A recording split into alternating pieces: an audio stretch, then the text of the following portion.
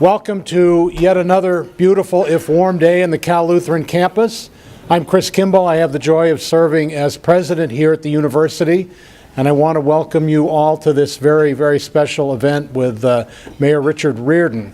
Our School of Management puts on a lot of events during the year. It's part of their commitment to serving the community, the business community, and others in the region and beyond, and I want to thank them for making this possible. And this is a pretty remarkable one in the series of things that they do. I want to thank all of you for making the effort to be out and have a nice early breakfast, including those that came a long, long distance. I also want to thank Henry Dubroff of Pacific Coast Business Times for his role. I know our dean will introduce him more thoroughly. And of course, Mayor Richard Riordan. And again, our dean will do the full introduction of Mayor Riordan in just a moment. But we appreciate your time in joining us. He was kind enough to host a dinner at his home in Brentwood last week, where we had a fascinating discussion about all kinds of subjects, including sin. I said, as a Lutheran institution, we don't know anything about that. But I was delighted to learn. So I know we're going to have just a fascinating, rich discussion this morning, and I can't wait for it to get started.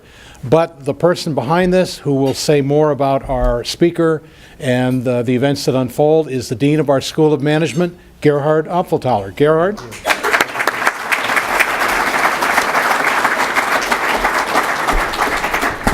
Good morning. I apologize for my creaky voice this morning. I was not at a soccer game last night and not at a Justin Bieber concert either.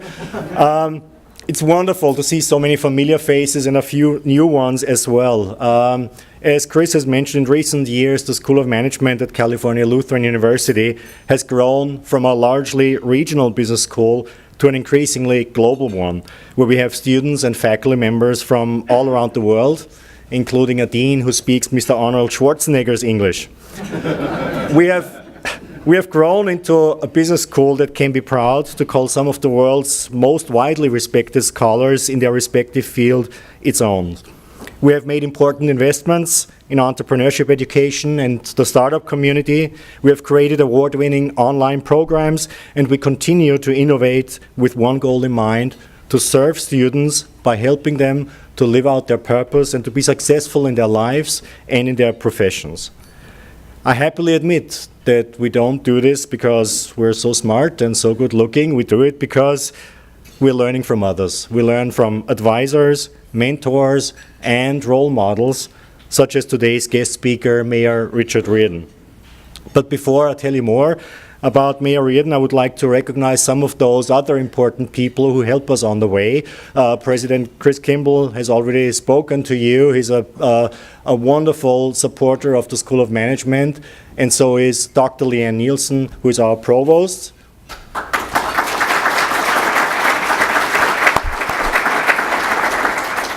And we have another vice president in the room, Vice President Steve Wheatley. Two of our regents, Rick Lemo and Bill Camarillo, who I think is still in the process of arriving. And we also have a number of School of Management Advisory Council. Harry Nevins from our board. Oh, Harry Nevins from our Board of Regents. Thank you. We also have a number of... Bill Grant. Bill Krantz. Where's Bill?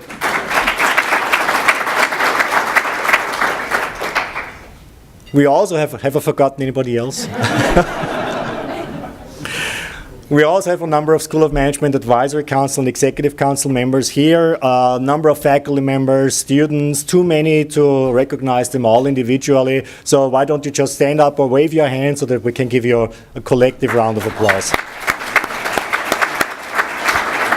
And very important for this morning's event is, of course, Henry Dubroff, our moderator. Henry Dubroff is the founder and majority owner of Pacific Coast Business Times, the award-winning weekly business journal for Santa Barbara, Ventura, and San Luis Obispo counties in coastal California. The Business Times, which celebrated its 15th anniversary recently, also produces a number of successful awards events each year. Henry co-authored Battling Big Bucks, How Nimble Niche Companies Can Outmaneuver Giant Competitors, and he's a commentator on KCLU, the NPR station for the Central Coast. Henry Dubroff was the business editor of the Denver Post from 1988 to 1995, where he was part of a management team that rescued the newspaper from near bankruptcy. From 95 to 99, he was the editor at the Denver Business Journal, and most importantly, Henry also serves on the Cal Lutheran School of Management Board of Advisors. He graduated from Lafayette College in Easton, Pennsylvania, and received his master's degree in journalism from Columbia University in New York. Let's all give Henry a warm welcome and a thank you.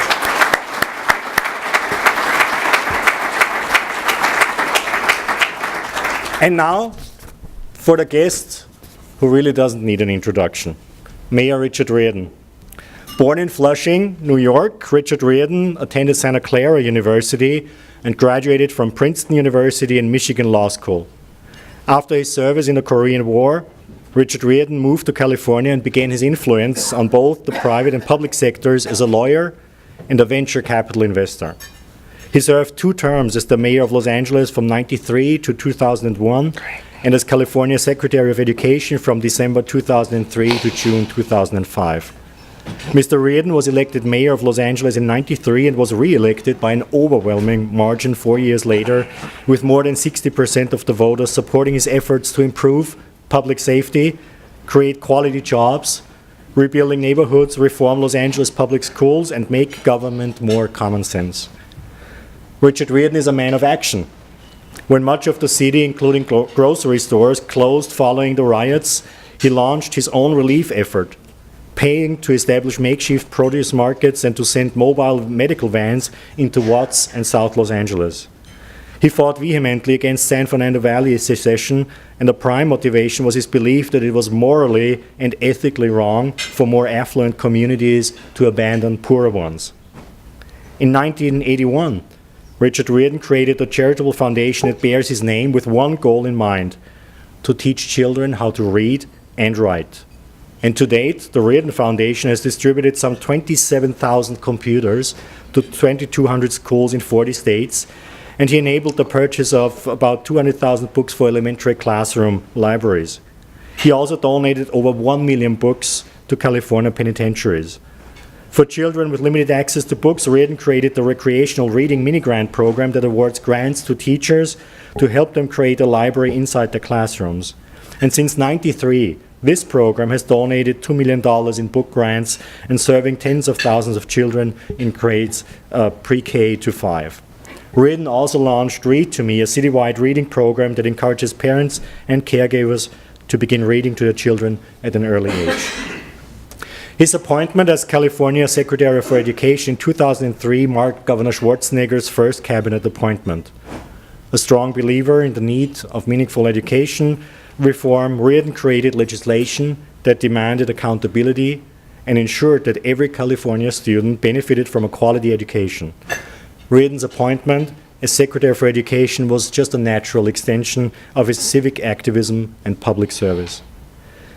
He has 3 children and 3 grandchildren, and he is an ardent reader and an avid bicyclist. He's a well-established and highly respected politician, an attorney, an entrepreneur, and philanthropist, and we're just lucky to have him here today with us. Please warmly welcome Mayor Richard Riordan.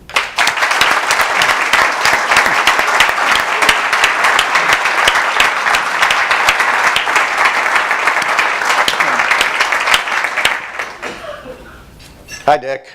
Hi, Henry. The Pacific Coast Business Times is really a product of the Riordan era as mayor of Los Angeles. I don't think I could have written the business plan, conceived it, if Southern California wasn't on such a good economic track back in the mid to late 90s. You were there at the helm as the mayor, but take us inside. Tell us a little bit, a few high points, a few low points. What was it really like to be the mayor of LA? Well, I like to start out my speeches by sharing an embarrassing moment I had as mayor. And I had many of them. But the one I remember the most took place at the Jewish Home for the Aged in the San Fernando Valley. And I went there to serve lunch to the woman there was an old woman, and had some TV cameras to show how humble I was. And I got there, and as I came in this big dining room, I looked across the room, and there was a woman I knew I had known very well at some time. So I eased my way over there, and this woman was obviously in her 90s. And I said, remind me, I can't remember the context of where we used to know each other. And she said, I've never met you before in my life. And I said, well, you know who I am. And this, she gently took my wrist and she said, no, but let me take you up to the front desk and we'll ask them who you are.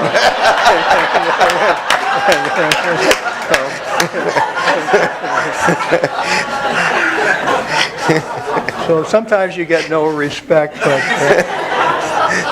but being mayor was a very interesting thing. I teach now at the Anderson School of Management at UCLA, and I teach them axioms of leadership. The first axiom is having courage, having the courage to get things done.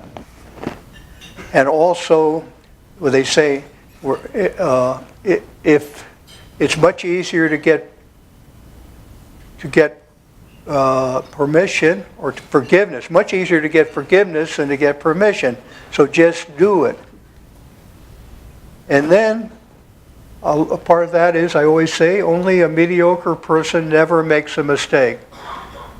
Courageous people are confidently willing to share their mistakes. Secondly, was what Ronald Reagan taught me, because he helped me a lot when I was preparing to run for mayor, and he said, let people know that you care for them. And if you give a speech, you don't want people to go away thinking you're brilliant. You want them to go away thinking they like you. And I learned that, first of all, and if you care about somebody, you're interested where they went to college and what they've done in their lives. The next is to be empowering people. And this is why I think I have to pat myself back and say I was a great mayor, not because of what I did, but because I hired the best and the brightest people, and I empowered them to make things happen. And then, of course, I took credit for what they did. But I got hired, and that's what you very definitely have to do. I always told, every day I told my people, don't think about what the mayor wants or how you're going to make me look good. You think about how you can make LA better and then go do it. And the next is to be a closer. Having this compassion to go things and get things done. And then the last thing, which I'll ask you the question, is having a sense of humor. Now, how many people here think that you can teach somebody how to have a sense of humor? Nobody raised their hand here. I still haven't met anybody that can do that, have a sense of humor, but it's a wonderful way to connect yourself with other people. And another one, which is not really an axiom, but it's curiosity. Being curious about everything you see, every person you meet, be very curious about what they do, what they can teach you. And as mayor or anything, if I'm driving my car and I see something that doesn't make sense, I'm curious about it. And if it's a mistake somewhere, I'll call my office and have somebody correct it. But so it's fun that way. But probably the most interesting one is having that it's much easier to get forgiveness than to get permission. And we did that throughout the earthquake time, or after the earthquake. Although I'll back off. Where we learned that axiom was I had a meeting a month after I was mayor with the fashion industry, and at the end of the meeting, two of the people there came up to me and said, Mayor, we have something small for you, but it's important for us. The cars behind our fashion mart get towed away after 3 o'clock, and we lose good customers that way. And so I got out of the room and I grabbed Bill Violani, one of my aides. I saw him in the hallway and I grabbed him and I said, Bill, I've got a project for you. I want you to find ways to get rid of these tollway signs. And so he went to the Department of Transportation. 2 weeks later, came back with a 50-page document that showed you could easily get rid of these signs in 6 to 8 years. and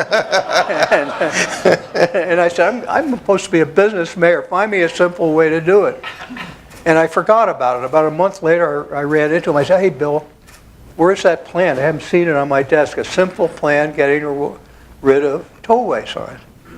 And he said, well, it's taken care of, Mayor.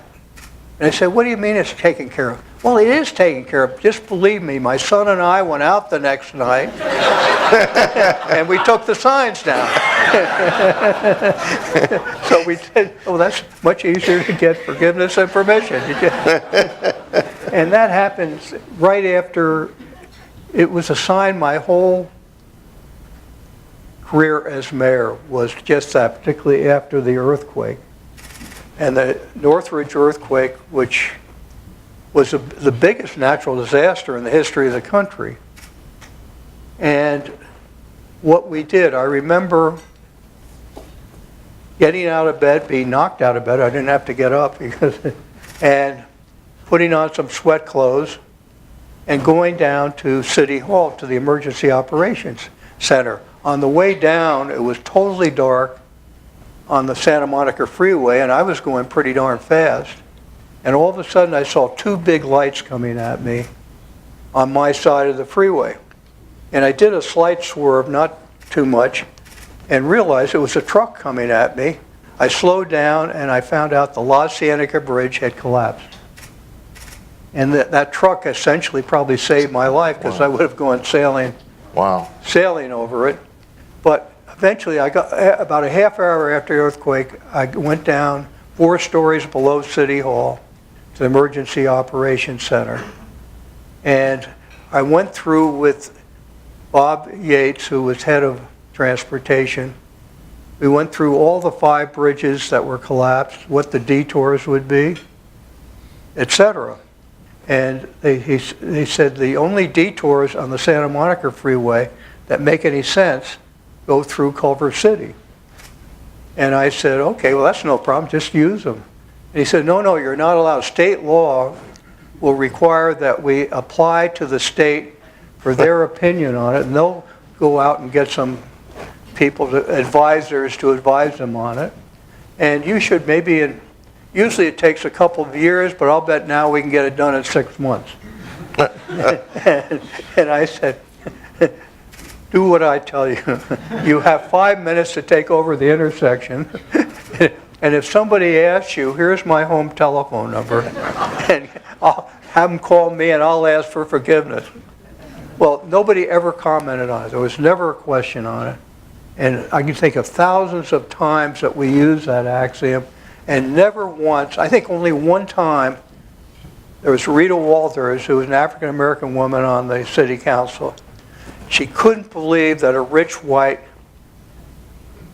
Republican could care about the inner city folks. And so she's the only one that criticized me, and I just said, oh, Rita, that's just the way I am.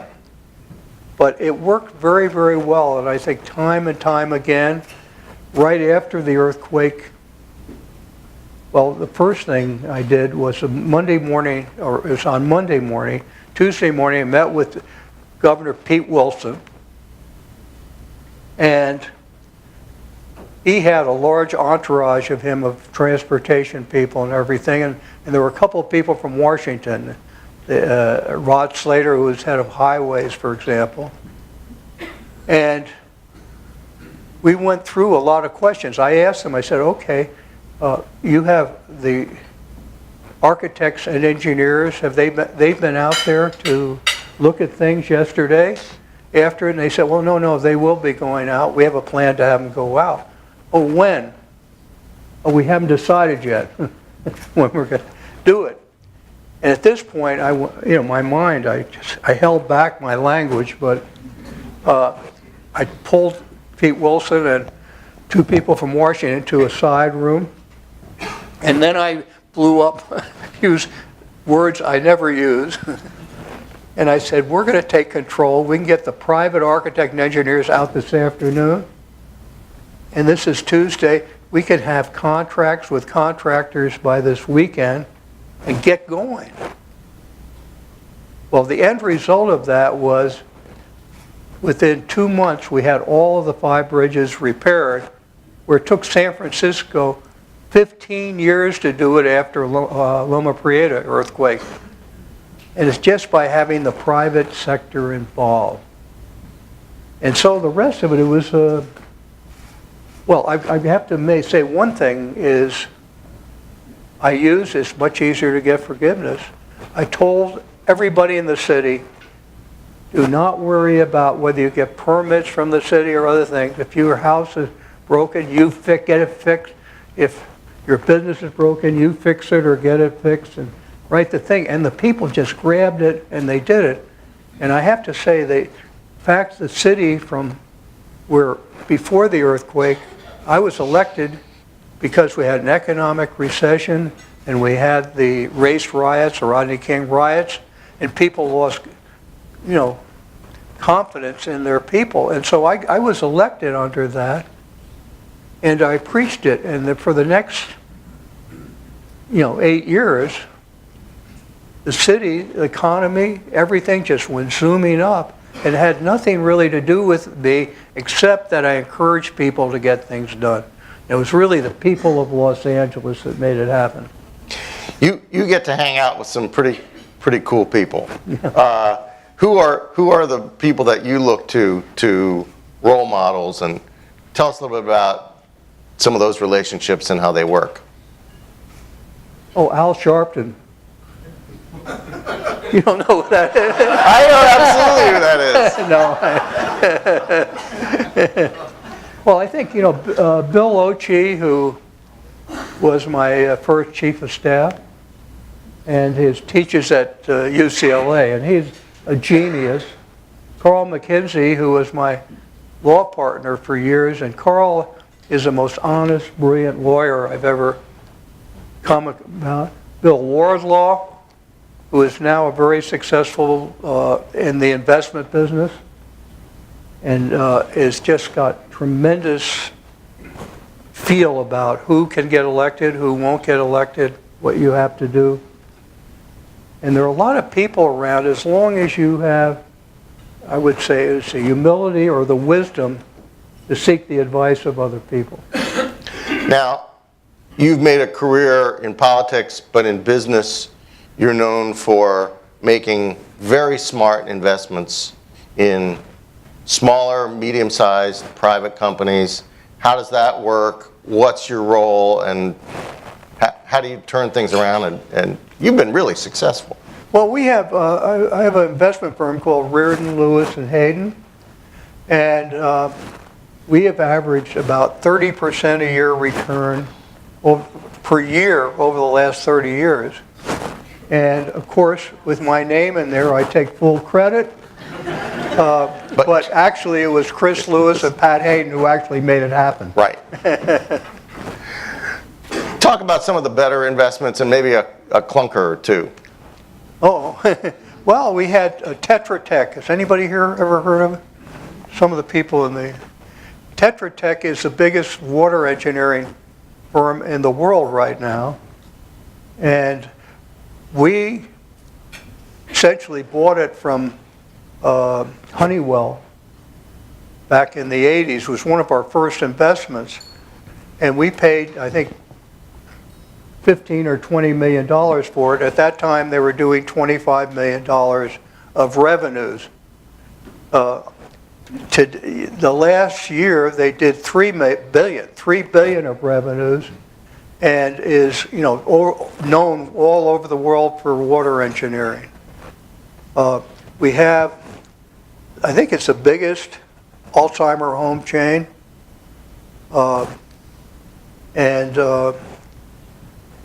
God, I think we have one now. We have a large chain of pharmacies that do only one thing. They only give prescriptions or fill prescriptions that are for rare diseases. So they're not doing the ordinary thing. And we had a lot of computers, like firewalls on computers, that type of thing. As far as losing, trying to think of, we haven't really lost things. We lost some of the things after we sold out, did not do poorly. But I can't think of anything that's just totally flopped that we had. You were talking earlier about Gladstones being a tough investment. Well, that's personal. That was your... Oh, yeah, Gladstones, I own that, or own 90% of it, and that hasn't done so well for me. But that's a personal one, it's not my firm, the firm. But I also have the original pantry downtown, which is doing sensationally, and it always has. But what I've warned myself is don't get into any other restaurants. So we have a lot of issues in LA or in Southern California now, big policy issues. You talked about your water engineering firm, but we've got drought. We talked a little bit earlier about homelessness.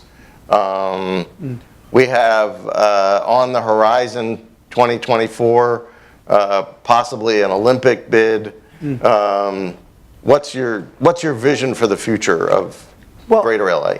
The homeless, there is a woman, Alice Callahan, who was a Catholic nun and now is converted to an Episcopal priest. But she knows more about... She'll be a Lutheran next. Sorry. Actually, I think she is, but I didn't want to admit it.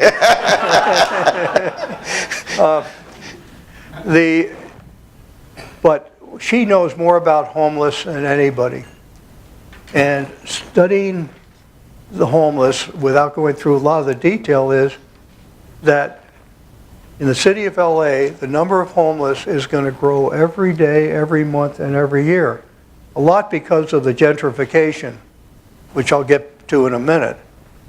But in a sense, what's going to happen is the homeless are going to live on the streets.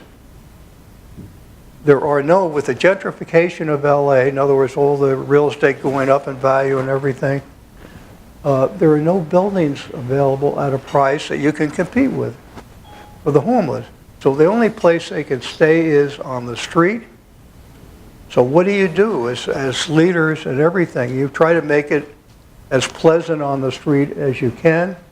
The other thing is to make sure that the homeless are fed. In the pantry, we help feed the homeless through the pantry. But it's a hard thing to accept where, if you're the mayor, like the mayor of LA, I don't think he understands the homeless problem, but he keeps saying about how they're going to solve the homeless problem next week or next month. And it just ain't going to happen. Gentrification, everybody here know what gentrification is? Okay, nobody does. No, gentrification is now, like in LA, San Francisco, all through the country, Washington, D.C. even, where properties keep going up in value to the point where solidly middle class, upper middle, wealthy people are the only ones that can afford to buy houses, to buy businesses, etc. And that has happened all through LA. You have it in Watts, for example, was 100% black 20 years ago. It's about 5% black today. And you see in East LA, you have a lot of the Asians coming in there. San Gabriel Valley is full of Asians right now. And I won't call it a problem because in some ways, you have a city that's prettier, nicer, cleaner. But the other thing is the working poor. Now I say the lower middle class, the poor who have a job, no longer can afford to buy a house or even to rent an apartment. So what they have to do is move out of LA and some other or other get to work in LA every morning.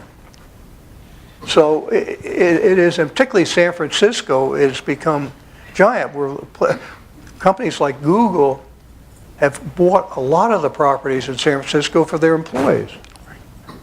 And where it leads in the long run, I can't tell you. But does anybody here have any ideas on gentrification that I haven't mentioned?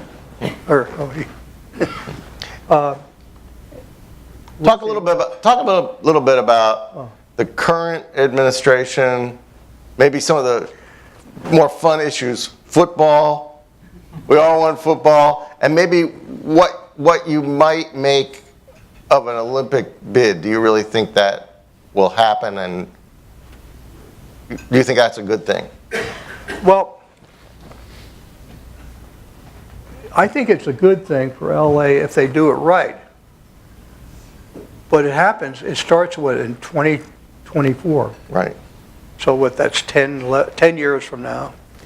So the key thing, if you're going to do it, is to have a strong business person in charge. Like Peter Dubroff was in charge of the '84 Olympics. And to get a strong person in charge here, it's pretty hard to say, okay, somebody who's 50 years old today or 55 or whatever it is, but you can't predict what they're going to be like in 2024. So what I say is pick somebody from 35 to 50 today that you think could do the job, but then you have to make sure they can do the job. And I'm not sure the mayor we have today does not have good common sense with respect to unions, empowerment, things like that. He's very elegant, good-looking guy. He was a Rhodes Scholar, so he's very bright. But he doesn't have that guts to make the tough decisions. And Casey Wasserman is sort of the chairman of a group he's put together. And I think Casey might be able to do it, but I'm not sure. So I've talked to Peter Dubroff about it in depth. And he's willing to get involved, but I think we can get 5 or 10 of the brightest business people today to be a committee together to pick who's going to run an Olympics. But I do think, that if LA can't do the Olympics, nobody else in the world can do it. Because we have all 90% of the venues have already been built in LA. In other words, the various stadiums all over the place. Right. One more question on public policy, and then we're gonna turn to education for a minute. But I really can't resist this one. So in my world, in the last 6 months, we've had City National Bank sold to Royal Bank of Canada. Yesterday, we had Austin Butner fired as publisher of the LA Times. A lot of change going on in leadership. Some independent, some of our big institutions lost. Thankfully, we have independent institutions like Cal Lutheran and some other banks coming up, East-West, I guess you might say. What's the future of LA and leadership? Well, do you think the president of Lutheran College ought to be worried about his job? No. Sorry. No, I don't know quite how to answer that question because we have a lot of entrepreneurs in LA. Started their own business. We don't have the large businesses like Arco and companies like that use and stuff. Where for years we had these people where you could have CEOs of these companies. Now it's generally the strong business people that are the ones that control their own companies. And where that leads us, the question is to get them involved, these entrepreneurs, get them involved in helping the city run itself. And then therefore I think it's up to the mayor of the city to involve them at the same time. And I think it can be done. I did it in a sense. And I think others can do it. We can only hope. Yeah. There's some good leadership out there, maybe Rick Caruso, Frank Gehry. You've got some great folks out there. Bob Iger at Disney, another one. Yeah. These are all live on my street, by the way, literally. Oh, really? Okay. Well, you've got the solution right there. You know, we have a lot of issues with education in the country, and you've been very involved both at the secretary level under Governor Schwarzenegger, now teaching at UCLA. What are we thinking about MBAs, the value of a business education? A lot of the financial engineering, which has come out of these MBA programs, has been blamed a little bit for the financial crisis. What's your perspective on education at the MBA level? Well, I think it's, looking at my class, the students I've taught for 10 years, and the students, every year they get a little better. And we have a lot. We have some from Poland, Russia, China, students, but in the American ones are pretty darn bright. They want to be entrepreneurs, start their own businesses. But I think the other thing, the leaders, like myself and others, have to say, okay, you should spend time with the medical department of UCLA on the research of what kind of businesses will come out of that. You as a leader, you may want an inventor who researches at UCLA in that.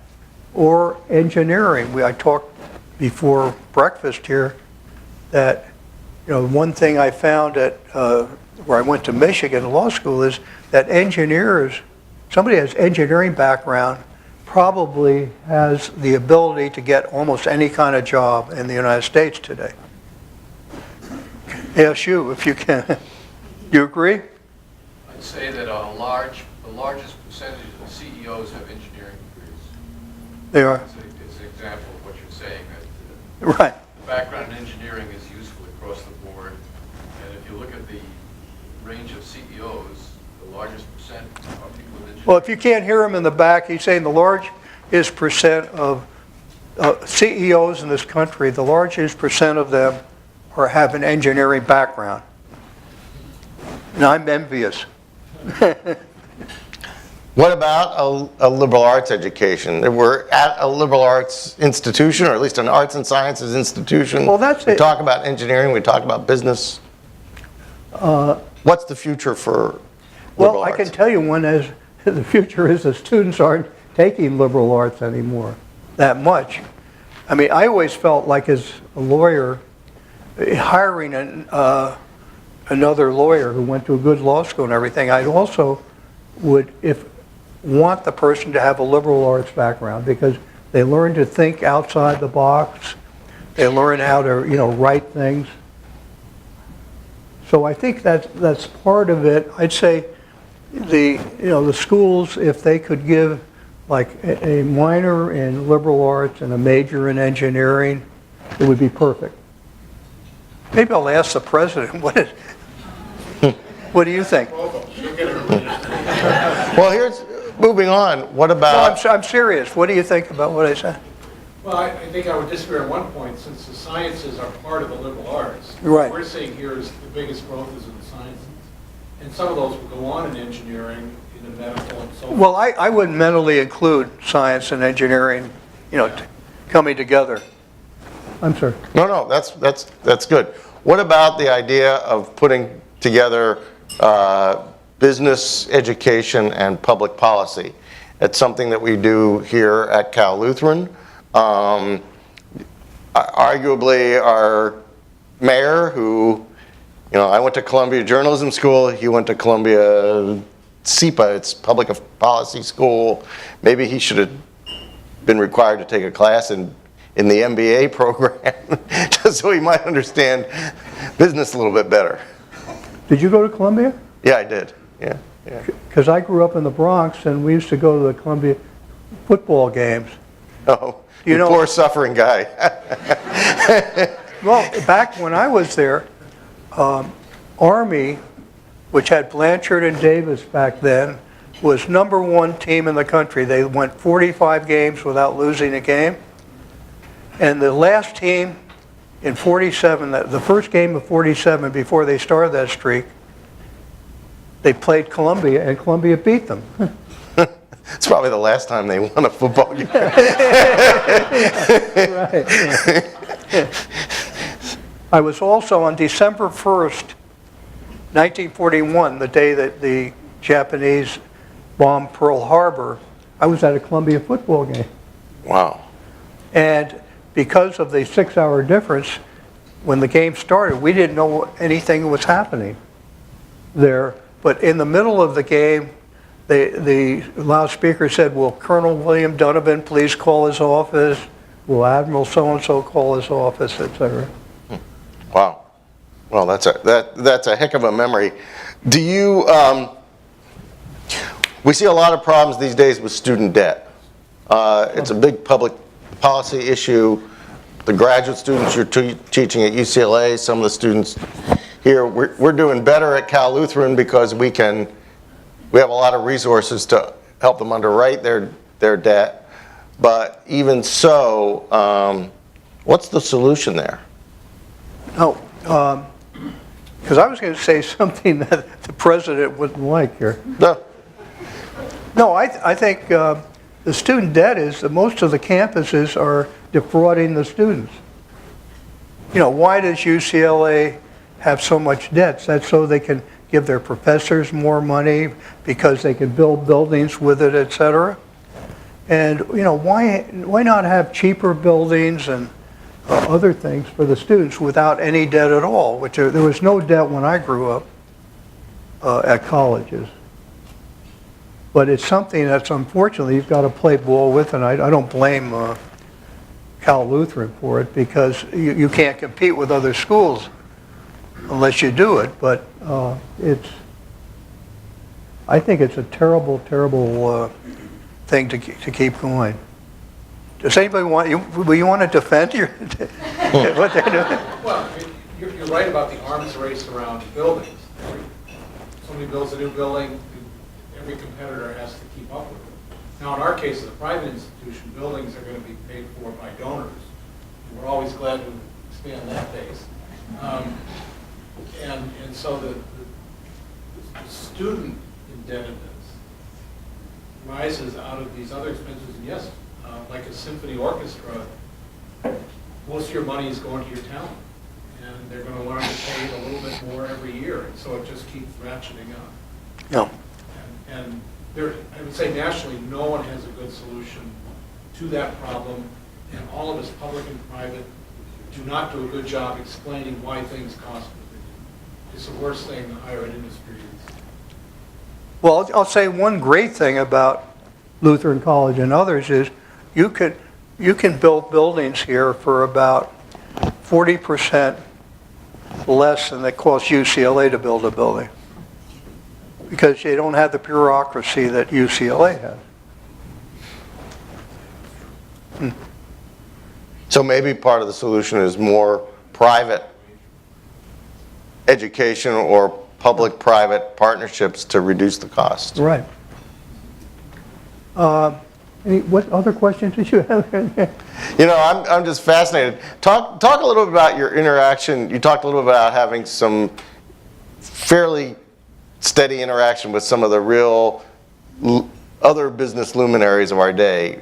Charlie Munger, a guy well known to us up and down the coast here. What's he like to get to know, and Well, what's it been like?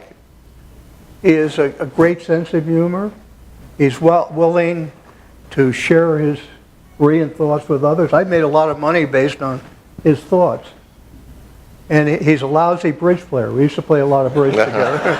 And I played golf with Reagan about 20 times after he was president. I remember taking him to Hillcrest, the Jewish country club. They asked to bring him there because the Jews loved Reagan. Right. And we were having lunch before playing golf. and George Burns came by smoking a cigar. And George looked at Reagan. He said, "Hey, Ronnie, how you doing?" or something. And he said, "Okay, but hey, George, how many cigars do you smoke a day?" And he said, "Oh, 6 to 8. "And you drink martinis, do you?" "Oh, 3 or 4 every night." He said, "What does your doctor say?" "My doctor won't let me drink or smoke anything." And George takes a big puff out of his cigar, and he says, "He's dead."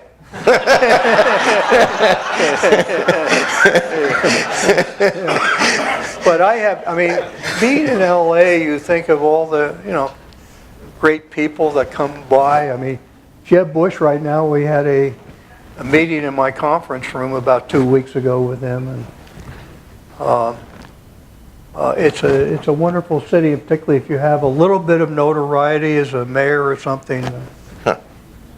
Well, we can't top the George Burns story. I want to hear what? Go ahead.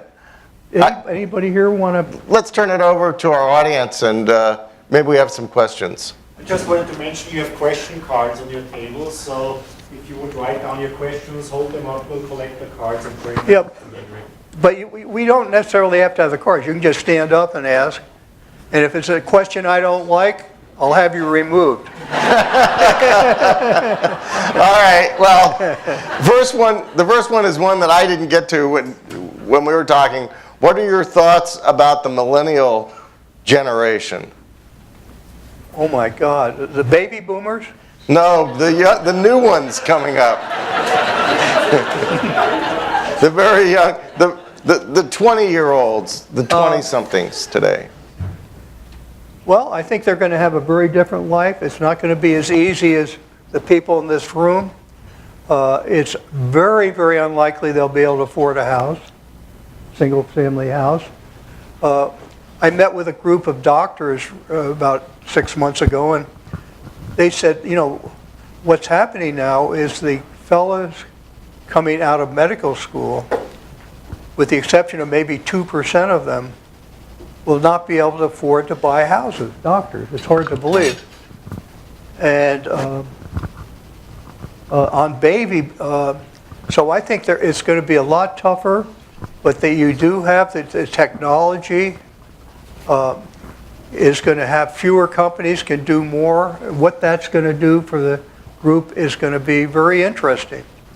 But the one I'm very interested in are the baby boomers, because if you go into Vanguard or one of these other companies and realize that you may be getting 2 or 4% a year, you're paying tax on it. The baby boomers and Social Security is so small and relative to what they've been used to spending that they're going to have a lot less to spend in the future than their parents had, people like myself. I'm gonna ask for forgiveness and not permission, but if you do have a question, we surely have a mic around here somewhere. Just stand up and we'll get you a mic and fire away. Here we go. Oh, okay, we got. Stand up so they can hear you. And tell us who you are. I am standing. Rick Lemon. No short jokes. I'm 5'6". Rick Lemon, and I live here in Thousand Oaks. Mayor, you were on the very front edge of non-politician business people rising to office to solve problems. Looks like we've got some of those running for president. Thinking from the hip, who would you think could be the best president to solve the problems that face us now? Whoa. Who was the governor of Alaska? What's her name?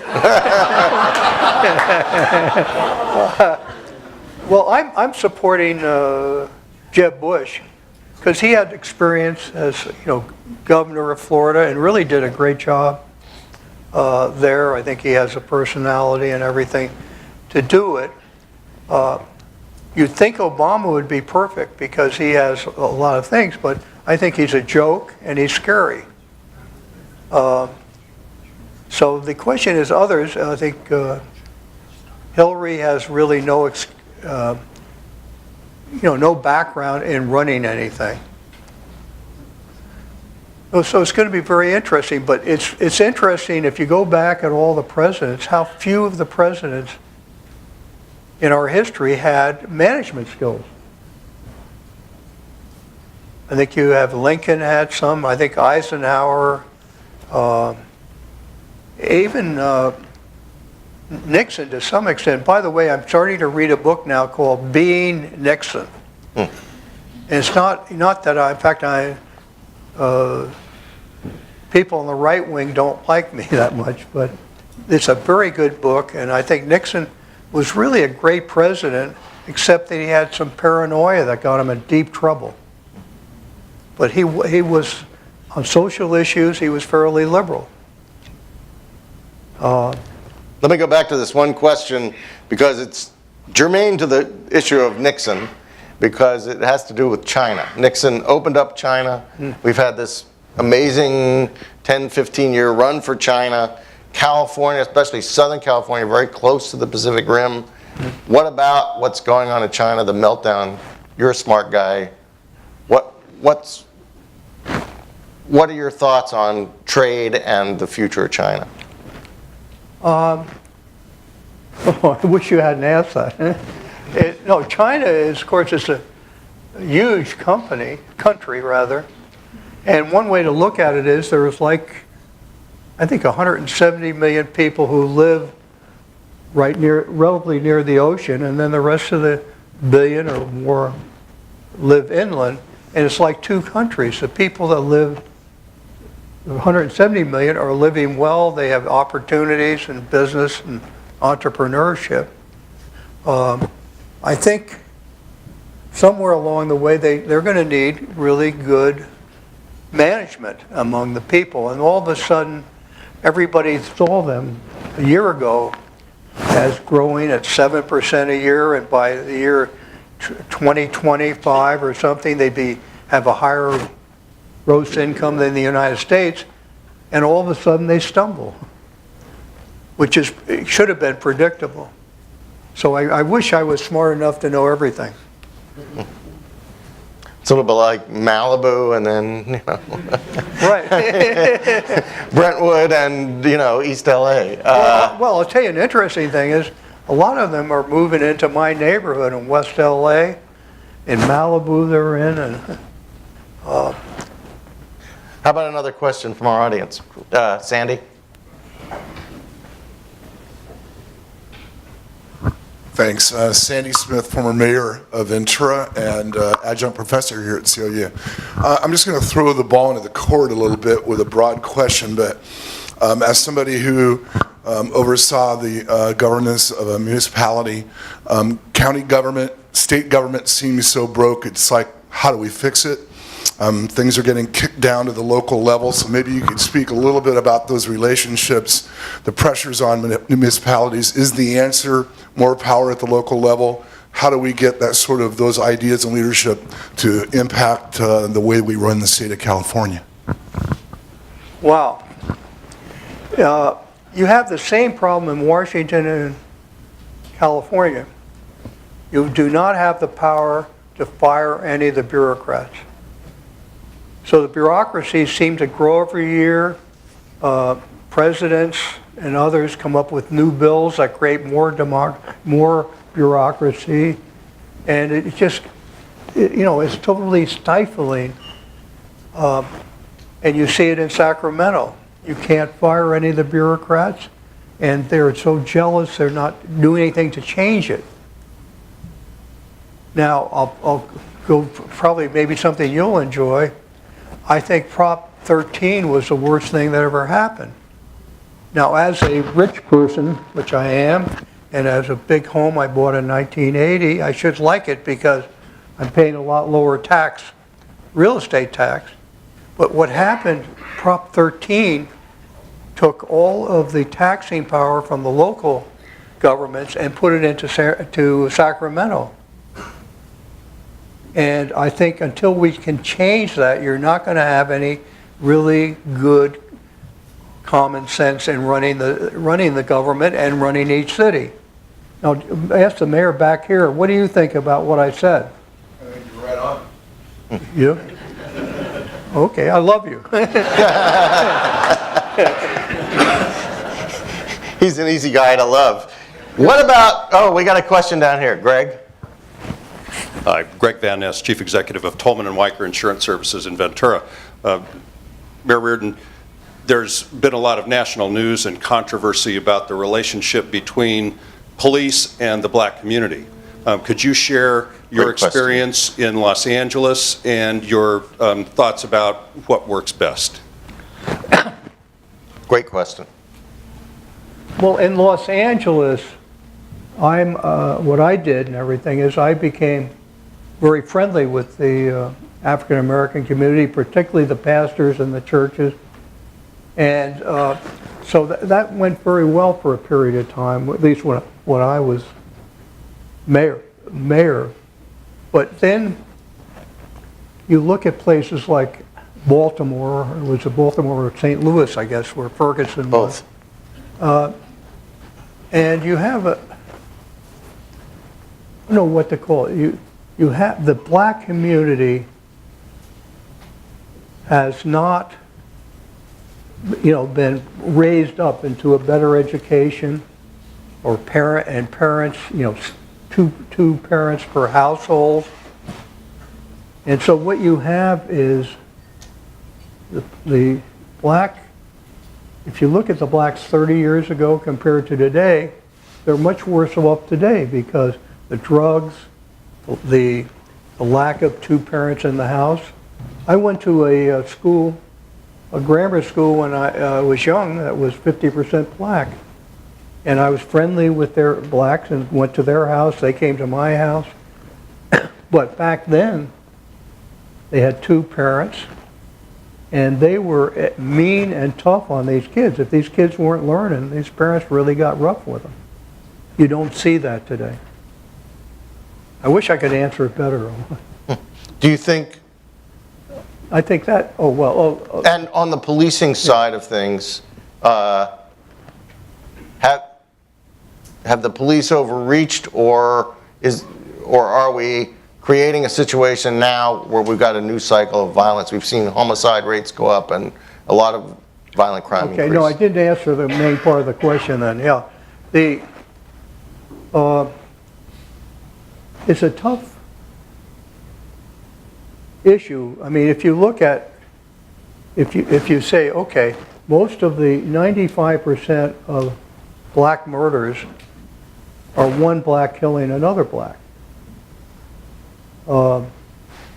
And so how do you answer that question? Say, well, really it's a black's fault? No, I don't. I think it's a fault of everybody that we're not holding people accountable for giving a good education to the children, for holding the children accountable. And I think this woman who dragged her child out of one of the stores there should get the Nobel Peace Prize, probably. But you need those type of attitudes. And unfortunately, you have all these activists like Al Sharpton, Jesse Jackson, who play it up because their power comes from making the blacks think that they're being discriminated against. And there's no question that, the white officers, you had to educate them to say, treat the blacks as equals. And you have to educate them on that. And I don't say it was easy, but I think we did a good job of it. Do you know a better answer than I gave? No. Do we have another question? Okay, great. Hi, I'm Gary Gazarian, a partner at Kane Anderson Capital Advisors in Century City, the namesake of the Anderson School. Yeah. So living in Thousand Oaks and commuting to Century City every day, I've had the joy of the 405 construction and Carmageddon. And why are we building a bullet train through Bakersfield and Fresno, but we can't put a train down the 405? Well, first of all, I'd say you ought to move to Beverly Hills. No, it is, all these things are crazy, crazy, crazy. So the question is, how can you take that money and get bigger buses, nicer buses where they can put a computer into it or whatever. But what happens, the lobbies in Washington, because it all starts there because the money comes from Washington, and the lobbyists in Washington essentially represent the construction people that construct subways and groups like that, where if that money were given to the cities, it could be much more intelligently used. Okay, next question is, why can't we get an NFL football team? We got the games starting on Sunday. Full disclosure, I'm a diehard Denver Broncos fan, but still, no football in LA. Not even the great Richard Riordan could accomplish that. Well, I go to the the conference in Sun Valley, which Herb Allen puts on every Right. year, and the head of the leagues go there every year too. So I became good friends with Stegmeyer and with the current head of the NFL. Goodell. And every one of them, Roger Goodell, every one of them has predicted that mañana there's going to be a team in LA. Because we're the second biggest TV audience in the country by far. And it just makes sense. And all of a sudden, it looks like it's going to happen. And we could easily have two teams coming up. You have the St. Louis team. The owner of that team bought a lot of property in Inglewood. And the owners of the San Diego team, and I guess the Oakland Raiders together, bought property in Carson. So I think one way or the other, you're going to see a lot of football there. I do think it's important. Business people, for some reason, love sports, particularly love football. And you'll attract more and more business to LA and places like that if you have an NFL team. For myself, I'd rather watch it at home because you can see it better at home. We had a question here. Hi, Ravi Sani, I'm CEO of RKS Design here in Thousand Oaks. So my question is a little different. LA is something special within the world, and I wanted to hear your insights as to what fuels LA as being so special. Is it the creative economy? Incubations are fueling up everywhere. You're seeing so many startups, so much innovation, and you're seeing it at a different level in Los Angeles than anywhere in the world. And so having traveled and worked with clients all over the world, we always see that LA is really unique. It's really well respected. And having been mayor of that special of a city within the world, it'd be great to know what you really think is the essence of the city. Well, I wish I could answer that really intelligently, but we do have more entrepreneurs than anybody other than maybe Silicon Valley. And a lot of Silicon Valley is moving into LA, so we're getting entrepreneurs on the internet, businesses like that. As far as the film business, we go back to the origins of it because it started in Los Angeles.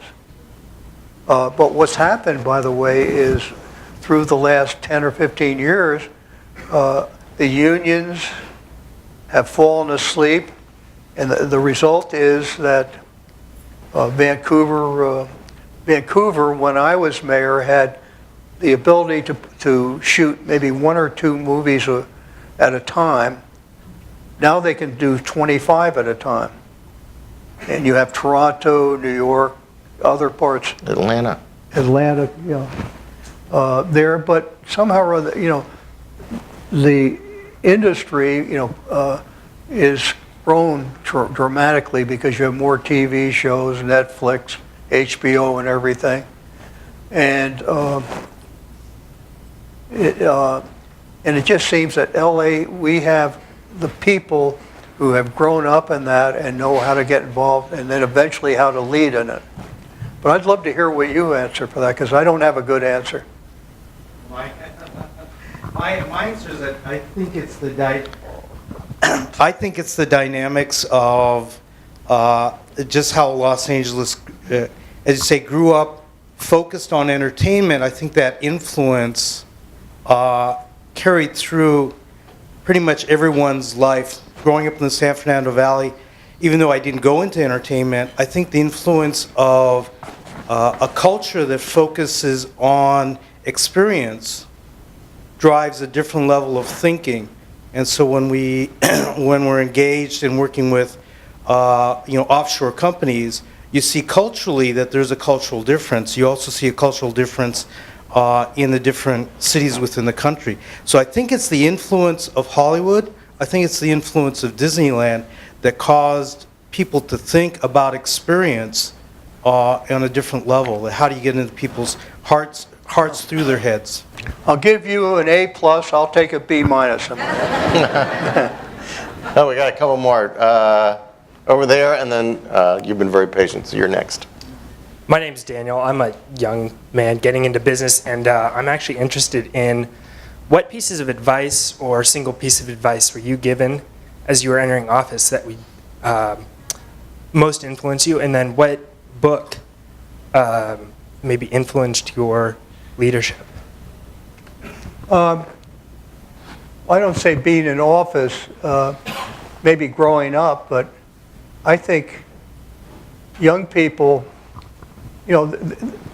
maybe should go back to Wall Street for 2 or 3 years and then come back to Los Angeles or wherever it is and start a business out here in this area. Because if you grow up and you make a fortune in Wall Street, you'll have a nervous breakdown by the time you're 35 or so. But if you start a business out here, you have, which is a way to make sure that you're going to do well in the long run. And the businesses can be very small, and there are a lot of them created. I mean, they're all over the place, particularly in Santa Monica, West LA. You see all these little high-tech businesses starting.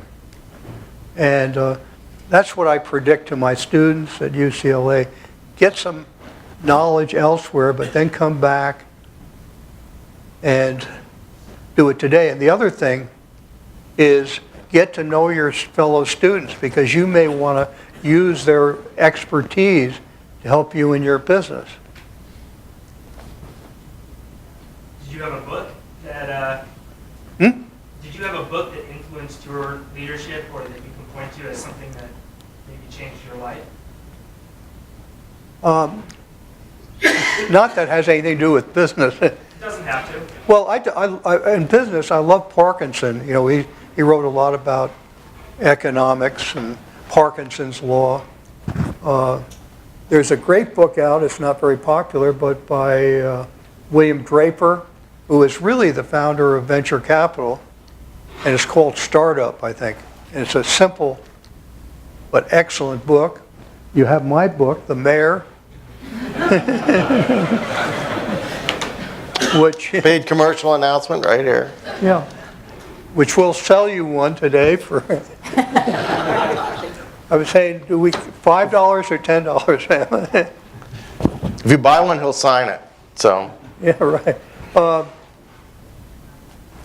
But I mean, in teaching, I think these are books that are fairly simple to read, and where I think they, so much in the business schools and others, they have these long, very complicated books that you're supposed to read, and you walk away, you don't remember anything that you read. Can the president, can you think of any simple book? Good to Great. Pardon? Good to Great, Jim Collins. Oh, yeah, that is Jim Collins. I haven't read that, I'll be honest, but it has a great reputation. And I know the guy. go ahead. Okay. Hi, Mayor. Kim Congdon. I'm with the Academy of Motion Picture Arts and Sciences. I have 2 questions for you. One is, you had mentioned earlier that the current mayor, you have concerns about the unions and entitlements. What would you do differently than the approach the mayor's taken? And then the second question I have is, what are your thoughts about the impact of the new minimum wage? What was the first question again? Yeah. You had mentioned that you were concerned about the way that Mayor Garcetti is working with the unions and dealing with entitlements. What would you do differently? Well,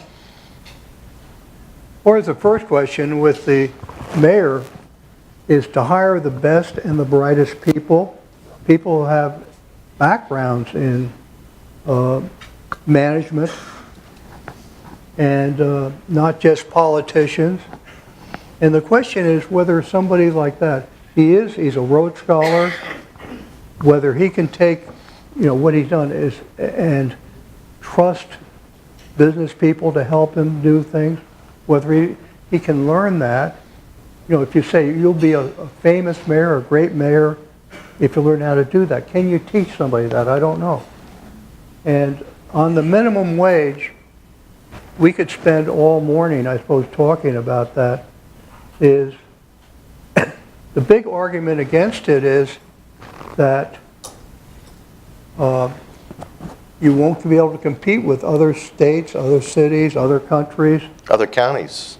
Or other counties, if you do it. Secondly is that right now in LA, anybody that's held a job more than 3 to 5 years is going to be making right now more than at least 15% or more. I mean $15 or more. And so do we need it? I own the Pantry restaurant, and the bottom line, our attitude is it's going to put more competitors out of business. We can handle it, but our smaller competitors cannot handle it. Well, thank you very much. Let me go on to one other major thing. What do you think the poverty level is? If you have 2 parents and 2 children, what do they need to make to be out of poverty? What? I'm not sure. In LA? Say in LA, that's a good. Okay. I would think at least $45,000. Yeah, very close. I'd say 50,000, but the same. 45, 50,000, which is about, what, $20 an hour, I guess. 24, 25. 25, yeah. And, people are not close to that. Now, with entitlements, interesting thing, people always say how the gap between the rich and the poor has grown every year since the early 70s. Well, it's not quite true. The gap between the rich and the middle class has grown every year, but between the poor, actually, it's gotten smaller because of entitlements. The poor have been getting more and more entitlements. Oh, can we do one more? We have a final question in the back. Last question. Last question. Herb Gooch, I teach here at CLU. Mayor Riordan, as somebody who's been enormously successful in both public and private sectors, leading organizations, is the skill set necessary for successful leadership and management in public any different than private? And for you, which was harder to manage, in the public or in the private sector? Which was what? The difference in leadership between the public and the private. And which was harder? Say is that there is no difference. What you want to do is hire people and empower them to do things. And you want to do it in the private business and the public. In the public, it seems almost impossible for elected officials to do that. They've never had a background in management. They get aboard, they think that if they don't take credit for something, that they're going to be considered a weak elected official. And it's sad that they just can't do it. In my case, it made my life as mayor very simple. It was simple. As long as I did it, I got things done. Which is harder, managing in the public sector or the private sector?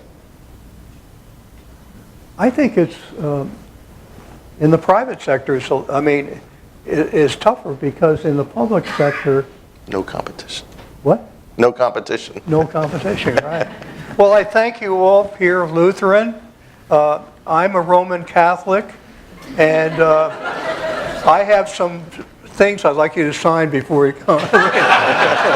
Thank you very much. Thank you. Thank you, Mayor.